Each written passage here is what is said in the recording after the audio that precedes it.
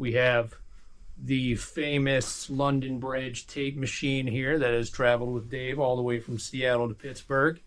But yes, it definitely has some history to it. Some amazing records have definitely been recorded to it, and it's an incredible sounding machine. So, as people have heard on some of those classic records, heck of a gift. Because I didn't want to see it just sitting in some garage somewhere. It's like guitar collectors that buy these 1959 Les Pauls for $500,000 and put them in a glass case. You know, those guitars are meant to be played. You know, I've had experience in recording studios, and they definitely have a vibe.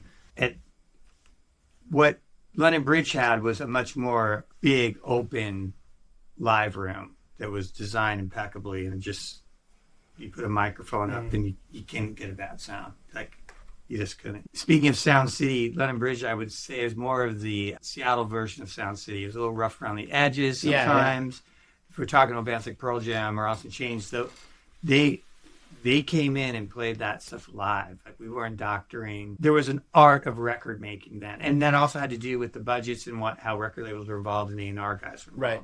So much different than today. It's hard not to get to Pro. It's hard to skip Pro Tools. It is. Yeah, because it's so convenient. He would always do something to get Chris out of his element and make him struggle or feel uncomfortable. And then he would look over at me in the control room and just smirk. You know, kind of like these big brother picking on him kind of stuff. You just pretend you like what's happening. And we'd laugh about it, but he was kind of serious. Watching the band's process, it was with a Pearl Jam, they were their whole thing was, we are playing this live as possible. Take after take after take until they got one that felt right to them. Wow. So we were all of them. Yeah. I had too many reels going and I lost, and it was late and I lost what reel went to where. Yeah. And panicked and I had to call. It gives me anxiety right now. Thinking, I made at least one guy in Alice in Chains' favorite mix of dirt. Energy, you know. Yeah, he seemed like it. Freaking incredible energy, fun energy, emotional, quick to get, mad. He could blow up. I look out into the live room and Shannon was on his knees punching the floor, because he was so mad at Brad. You're like, dude, you gotta break it. And I'm like, well, these guys are heavy. So that's what I did. Took him over there, and they already had apparently weed for him. So he was on fire. So you hit it from him. So I just hit it from him. I did, and then I had a cassette in my truck, and he borrowed my truck to run to the store real quick or something. Heard it, said, "What's that in your tape deck?" And then so anyway, he said, "Yeah, you should pursue it. It's good." I go, "Oh, you think so? Really?" Right on, yeah. So that's how that happened. Yeah. He actually bought me a Flying V once, 1979 Flying V. Wow. That's the year I was born. So it was really cool. You still have it?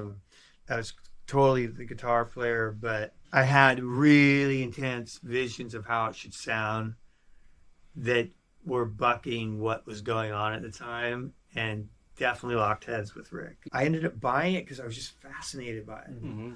I had no reason to buy it.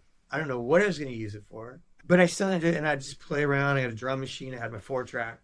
Always messing around with it with no real intent. Totally fell in love with DJ Shadow's record, and I said, I'm gonna sell the guitars. I didn't know, but I dived into it. I preached analog for so long. Right. I also saw how cool that was. Right.